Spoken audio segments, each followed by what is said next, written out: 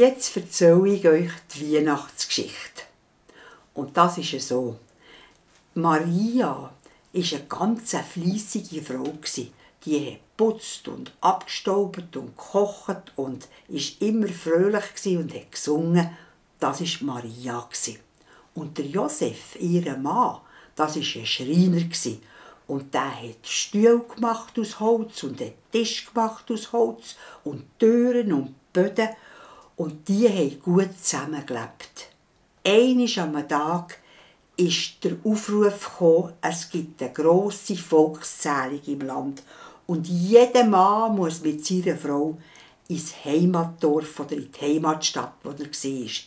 Ja, und sie haben in Nazareth gelebt und die Zählung, Josef war von Bethlehem und dann mussten die dorthin gehen. Und das war ziemlich weit. Und Maria hat ein Kind erwartet und sie konnte nie so weit laufen. Also haben sie ein Eseli gekauft und Maria konnte den ganzen Weg auf dem Eseli reiten und hat das wegen dem gut verträgt.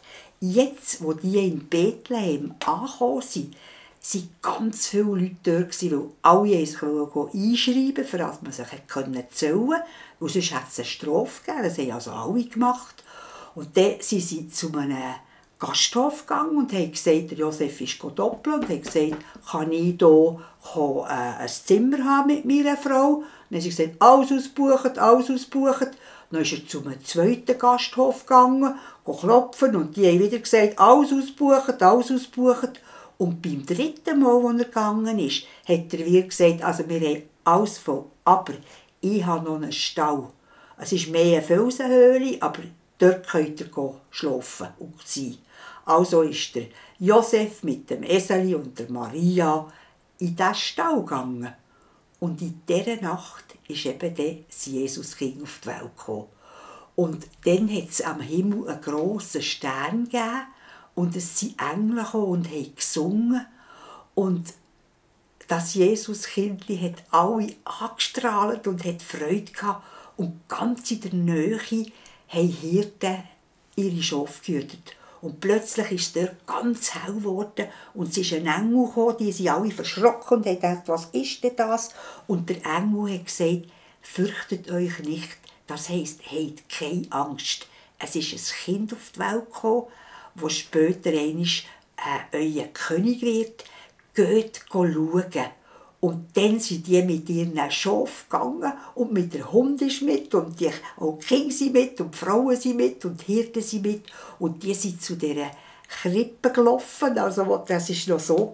Maria hat eben, weil sie nur im Stall war, für das Kind kein Bettchen gehabt. Und da hat es eben eine Futterkrippe gehabt und dort drinnen war Heu und sie hat einfach ein Tüchlein drüber gelegt und hat das Kind in die Krippe hinein. Aber dem war es wohl dort.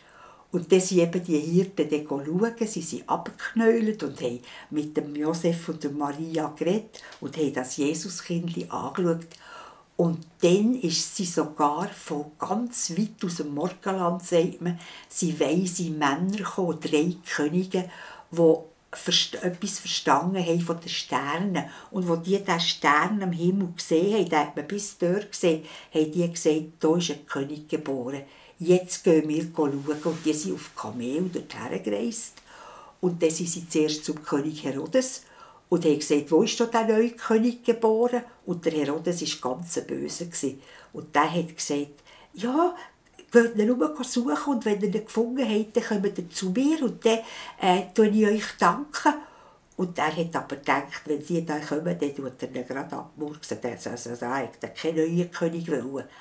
Aber die 3 Weisen haben das gemerkt.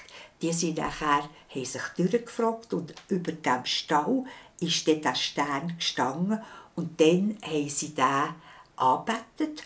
Und die 3 Könige haben am Jesuskindli Weihrauch, Myrrhe und Gold geschenkt. Und dann sind sie wieder heim, aber nicht zum König Herodes und haben ihr Leben lang gern wieder an das gedacht. Das ist die Geschichte von der Weihnacht.